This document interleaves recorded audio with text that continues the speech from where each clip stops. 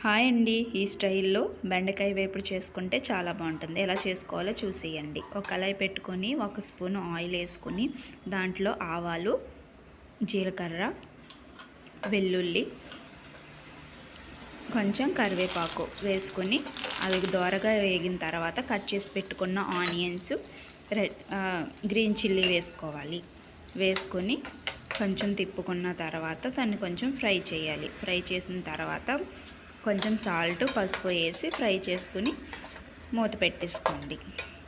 అది కొంచెం మగ్గిన తర్వాత పక్కనే కట్ చేసి పెట్టుకున్న రౌండ్గా కట్ చేసుకోవాలి బెండకాయ ముక్కలు కట్ చేసుకుని ఆ వేగిన ఉల్లిపాయల్లో వేసుకోవాలి. వేసిన తర్వాత కొంచెం దోరగా వేపుకుని మళ్ళీ మూత పెట్టేసుకోండి. ఆవిరికి బాగా ఉడుకుతాయి.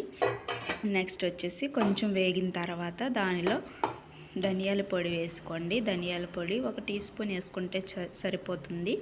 టీ స్పూన్ వేసుకొని దాన్ని కొంచెం ఫ్రైలా చేసుకొని కొంచెం తర్వాత 1 స్పూన్ కారం వేసుకోండి. కారం చాలా బాగుంటుంది. కారం వేసుకుంటేనే దీంట్లో టేస్ట్ బాగా వస్తుంది.